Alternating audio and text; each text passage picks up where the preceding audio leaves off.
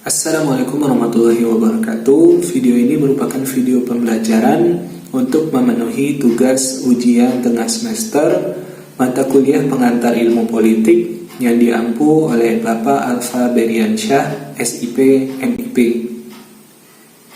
Sebelum itu, izinkan saya memperkenalkan diri terlebih dahulu. Nama saya Rayhanda Fa'alwan dengan NIM B1B1222033, ruang 4, Prodi Ilmu Pemerintahan, mata kuliah pengantar ilmu politik. Pada kesempatan kali ini kita akan membahas dua pokok materi. Yang pertama yaitu mengenai konsep ilmu politik, yang kedua yaitu tentang hubungan ilmu politik dengan ilmu sosial lainnya. Nah, sebelum kita membahas mengenai konsep ilmu politik, kita harus tahu terlebih dahulu apa definisi atau pengertian dari ilmu politik itu. Banyak sekali ahli di luar sana yang memberikan pendapat atau pandangan mereka mengenai pengertian politik atau ilmu politik. Dan di sini saya akan menyebutkan dua di antaranya. Baiklah, yang pertama di sini yaitu menurut Carl Schmitt. Sedikit kenal tentang beliau. Beliau adalah seorang filosofer, ahli hukum, serta ahli teori politik yang berasal dari Jerman. Beliau lahir pada tanggal 11 Juli 1888 dan meninggal di usia 96 tahun pada tanggal 7 April 1985. Banyak sekali karya-karya beliau yang dilirik atau diminati oleh seluruh filsuf atau ahli teori politik yang ada di dunia ini. Nah, beliau berpendapat bahwasanya politik itu adalah suatu dunia yang di dalamnya orang-orang lebih membuat keputusan-keputusan daripada lembaga-lembaga yang abstrak.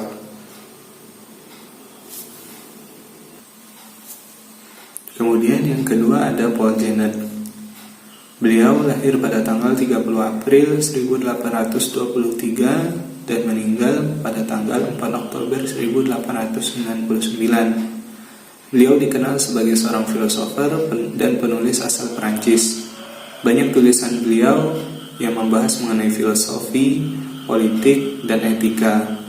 Nah, di sini beliau berpendapat bahwasanya politik itu merupakan sebagai ilmu yang mengatur perkembangan negara, begitu juga prinsip-prinsip pemerintahan. Nah, dari sekian banyak pendapat mengenai politik, bisa saya simpulkan bahwasanya politik itu adalah sebuah proses atau perilaku yang ditempuh oleh seseorang atau sekelompok warga negara dalam rangka mencapai tujuan dari negara itu sendiri. Nah, selanjutnya kita akan membahas mengenai pokok pembahasan kita pada kali ini, yaitu membahas tentang konsep-konsep politik. Konsep politik yang pertama yaitu politik memiliki konsep pandangan klasik. Maksudnya di sini yaitu di mana politik tersebut akan digunakan oleh masyarakat untuk bisa mencapai suatu kebaikan bersama yang di dalamnya dianggap memiliki nilai moral yang lebih tinggi. Sebutan klasik ini menunjuk kepada Aristoteles sebagai salah satu filsuf klasik Yunani kuno yang mendefinisikan politik sebagai ilmu dan tindakan untuk mencapai kebaikan bersama tertinggi, yakni kebahagiaan.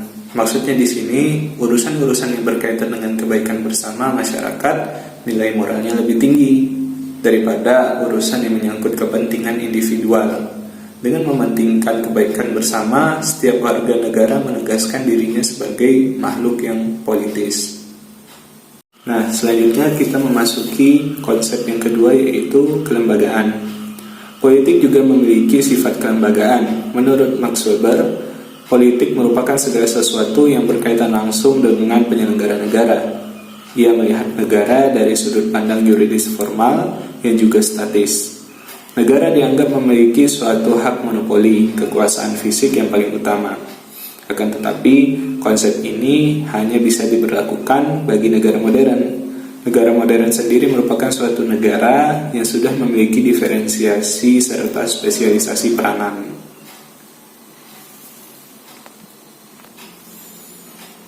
Secara kelembagaan, politik berurusan dengan segala hal yang berkaitan dengan penyelenggara negara.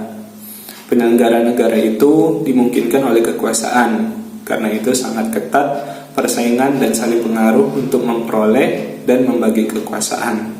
Kelembagaan ini pun sangat mementingkan struktur, karena itu seringkali paksaan fisik terhadap warga negara disistematiskan sedemikian rupa sebagai perwujudan kekuasaan demi penyelenggaraan negara. Kemudian yang ketiga yaitu konsep kekuasaan. Menurut Robinson, politik merupakan suatu kegiatan untuk mencari dan mempertahankan sebuah kekuasaan atau suatu kegiatan yang menentang pelaksanaan kekuasaan. Kekuasaan di sini memiliki arti suatu kemampuan seseorang yang bisa memberikan pengaruh kepada orang lain, baik itu tentang pola pikir ataupun perbuatan yang bisa membuat orang lain berpikir dan bertindak sesuai dengan orang yang memberikan pengaruh tersebut. Konsep politik kekuasaan memiliki kelemahan di dalamnya, yaitu tidak dapat membedakan konsep publik dan juga konsep non-publik. Secara kekuasaan, politik merupakan cara atau ajang untuk memperoleh kekuasaan dalam masyarakat. Oleh karena itu, penekanan politik sebagai ilmu sangat diutamakan untuk mempelajari dan memberi penjelasan tentang hakikat, kedudukan, dan penggunaan kekuasaan dalam masyarakat. Di situ diakui bahwa tujuan dari politik adalah kekuasaan, dan tujuan dari kekuasaan adalah demi kebaikan bersama. Sebagaimana kuasa mengandalkan adanya yang lain, atas dasar itu pula kuasa lebih menghormati adanya aspek yang lain. Konsep selanjutnya yaitu fungsionalisme. Politik juga memiliki konsep fungsional. Menurut David Easton, memiliki pendapat jika politik merupakan alokasi dari nilai-nilai secara otoritatif. Nilai-nilai otoritatif tersebut memiliki dasar kewenangan serta mengikat masyarakat. Konsep politik fungsional juga memiliki kelemahan, yaitu pemerintah hanya bisa ditempatkan sebagai sarana dan juga wasit terhadap persaingan antara berbagai macam kekuatan politik. Hal ini dilakukan untuk bisa mendapatkan nilai terbanyak dari kebijakan umum yang ada tanpa perlu memperhatikan kepentingan pemerintah itu sendiri. Di sini, politik dipandang secara fungsional. Politik lebih berurusan dengan kegiatan merumuskan dan melaksanakan kebijakan umum. Fungsi dari politik adalah untuk merumuskan dan melaksanakan kebijakan umum. Adapun nilai-nilai yang perlu dicapai melalui kebijakan umum yakni keadilan, keamanan, kebebasan, persamaan demokrat, dan nilai-nilai religius serta nilai-nilai sosiokultural. Nilai-nilai itu seringkali sulit dicapai mengingat bahwa setiap perbedaan dalam masyarakat serempak dengan bagian-bagian yang berbeda pula. Seringkali mengarahkan konsentrasi fungsi politik pada bagian-bagian tertentu. Konsep berikutnya dari politik, sekaligus konsep yang terakhir adalah konsep konflik. Konsep ini bisa diartikan sebagai politik merupakan suatu kegiatan yang bisa memberikan pengaruh terhadap rumusan sekaligus kebijakan umum dalam rangka usaha untuk mempengaruhi, mendapatkan, serta mempertahankan suatu nilai. Maka dari itu, kerap terjadi suatu perdebatan dan juga pertentangan dari berbagai macam pihak, yang mana perdebatan dan pertengkaran tersebut semata-mata untuk memperjuangkan serta mempertahankan suatu nilai. Kelemahan dari konsep konflik adalah tidak semua konflik memiliki dimensi politik.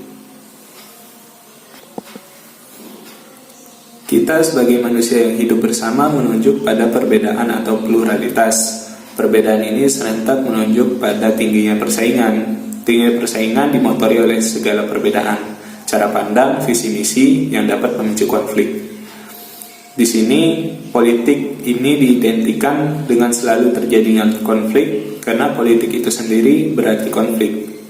Walaupun pandangan ini seringkali tidak tepat, tetapi patut kita akui bahwasanya dalam perkembangan aktivitas politik modern, konflik merupakan gejala yang paling melekat dengan setiap proses politik. Selanjutnya kita masuk ke dalam pembahasan mengenai hubungan ilmu politik dengan ilmu sosial lainnya. Yang pertama yaitu hubungan ilmu politik dengan ilmu ekonomi. Ilmu politik dan ilmu ekonomi sejak dulu sampai sekarang sangat erat hubungannya. Dalam setiap tindakan politik pasti ada aspek ekonominya. Demikian pula struktur perekonomian suatu masyarakat dapat mempengaruhi lembaga-lembaga politik yang sudah ada. Kaitan yang paling menonjol antara ilmu politik dan ekonomi adalah dalam kepraktisan pemerintahan.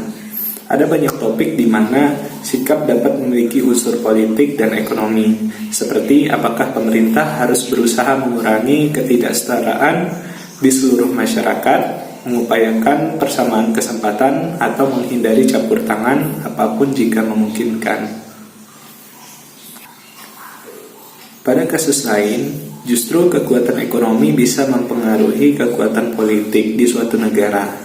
Sebagai contoh, perusahaan-perusahaan besar atau sekelompok orang yang memiliki kekuatan ekonomi dapat melakukan lobby-lobby politik sehingga dapat mempengaruhi situasi politik, kelembagaan, dan hukum di negara tersebut. Selanjutnya yaitu mengenai hubungan antara ilmu politik dan ilmu hukum. Hubungan antara ilmu politik dan ilmu hukum yaitu dalam peranan negara sebagai pembentuk hukum serta dalam objek ilmu hukum itu sendiri. Ilmu politik juga menyelidiki hukum tetapi tidak menitik beratkan pada segi-segi teknis dari hukum, melainkan menitik beratkan pada hukum sebagai hasil persaingan kekuatan-kekuatan sosial sebagai hasil dari faktor-faktor kekuasaan. Hukum adalah salah satu di antara sekian banyak alat-alat politik atau political instrument dengan alat mana penguasa masyarakat dan negara dapat mewujudkan kebijakannya atau kebijaksanaannya. Sherwood menyatakan bahwa sarjana politik terutama harus memperhatikan kepentingan yang dilindungi oleh hukum serta efektif atau tidakkah hukum itu dalam menyelenggarakan tujuan-tujuannya. Dalam realitas empiris hukum, lahir sebagai refleksi dari konfigurasi politik yang melatar belakanginya. Kalimat-kalimat yang ada dalam aturan hukum tidak lain merupakan kristalisasi dari kehendak-kehendak politik yang saling bersaingan. Dalam kenyataan, terlihat bahwa politik sangat menentukan bekerjanya hukum. Selanjutnya yaitu hubungan antara ilmu politik dengan ilmu sosiologi. Ilmu politik berhubungan erat sekali dengan ilmu sosiologi, karena ilmu sosiologi ini mempelajari latar belakang, susunan dan pola kehidupan sosial dari berbagai golongan dan kelompok masyarakat, yang nantinya akan mempengaruhi keputusan kebijaksanaan dalam ilmu politik. Di dalam ilmu politik, kita mesti mengambil fakta-fakta dan hukum dari asosiasi masyarakat, di mana fakta-fakta dan hukum tersebut merupakan kewajiban dari ilmu sosiologi dalam penentuan. Meski berbeda dimensi, namun hubungan keduanya erat karena politik membutuhkan ilmu sosiologi untuk membantu memahami mengenai manusia dan masyarakat. Karena inilah, maka muncul cabang ilmu khusus yang mempelajari sosiologi dan politik. Cabang ilmu tersebut dikenal dengan nama sosiopolitik, yang secara umum membicarakan basis-basis sosial kekuasaan yang ada dalam masyarakat. Selanjutnya yaitu mengenai pembahasan antara hubungan antara ilmu politik dengan ilmu psikologi. Proses pendekatan ilmu politik banyak memakai hukum-hukum dan dalil-dalil psikologi dalam menjelaskan gejala-gejala politik dan penyelidikan tentang motif-motif yang menjadi dasar setiap proses politik. Dalam hal politik, psikologi berfungsi untuk memahami perilaku para pelaku politik agar dapat bersosialisasi dengan masyarakat dengan baik, juga untuk memperlihatkan sikap atau respon yang diberikan oleh masyarakat sehingga pelaku politik bisa mempelajarinya dan pelaku politik dapat memberikan yang terbaik kepada masyarakat. Psikologi juga berkaitan erat dengan ilmu politik. Dalam psikologi secara umum dijelaskan banyak hal mengenai manusia yang menjadi dasar dari ilmu politik. Di antaranya adalah mengenai sensasi, persepsi, dan reaksi. Kemudian, orang-orang yang mempunyai kekuasaan lebih di dalam suatu wilayah, baik itu tingkat daerah atau tingkat pusat, mempunyai kesempatan yang lebih banyak untuk membuat sensasi kepada masyarakat luas, baik itu untuk kepentingan politik bagi dirinya sendiri ataupun karena hal lain. Psikologi merupakan ilmu yang mempunyai peran penting dalam bidang politik, terutama yang dinamakan masa psikologi.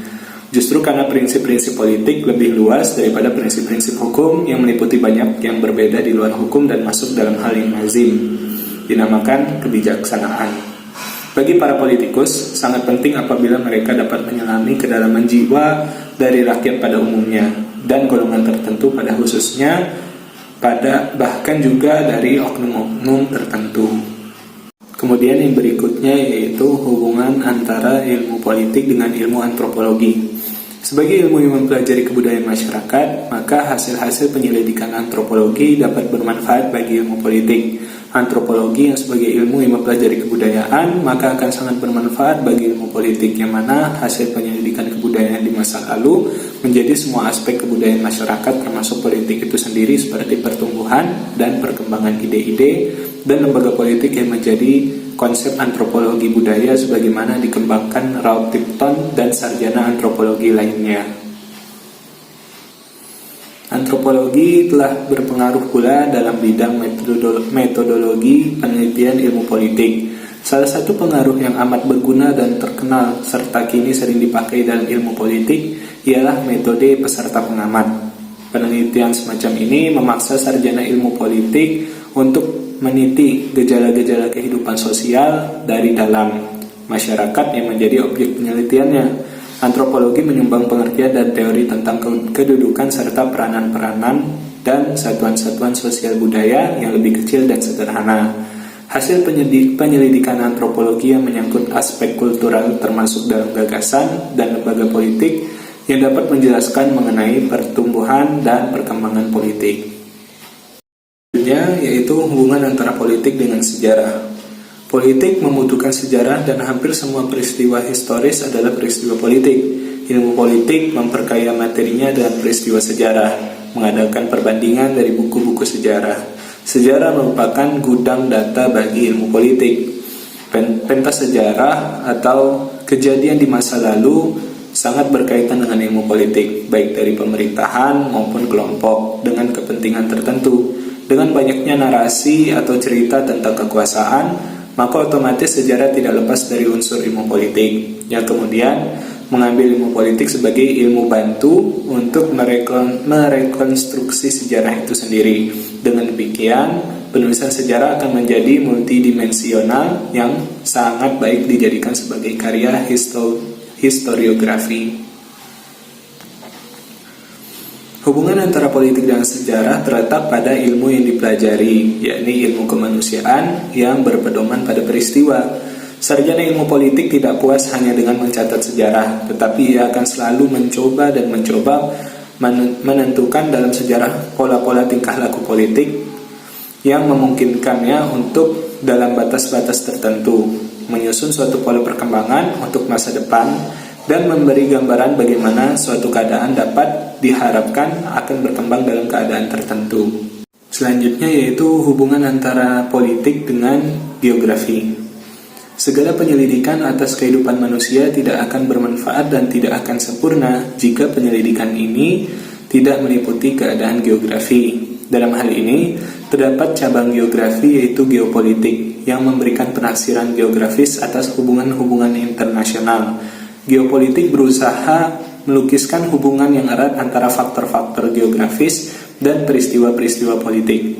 Ilmu politik memandang bahwa kondisi geografi dari suatu negara sangat luas berpengaruh terhadap aktivitas politik dan lembaganya. Montesquieu memberikan perhatian khusus pada iklim dan kesuburan tanah.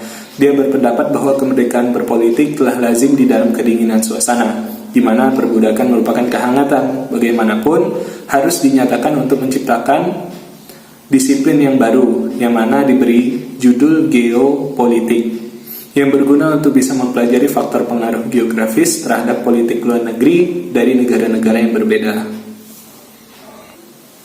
Di sini, geografi politik mengusung 3 hal utama. Yang pertama yaitu kekuasaan, kemudian politik, yang ketiga kebijakan. Rangkaian ini merupakan hubungan antara faktor geografis dan kelompok-kelompok manusia yang memiliki aturan tersendiri dalam penguasaan serta pengelolaan sumber daya.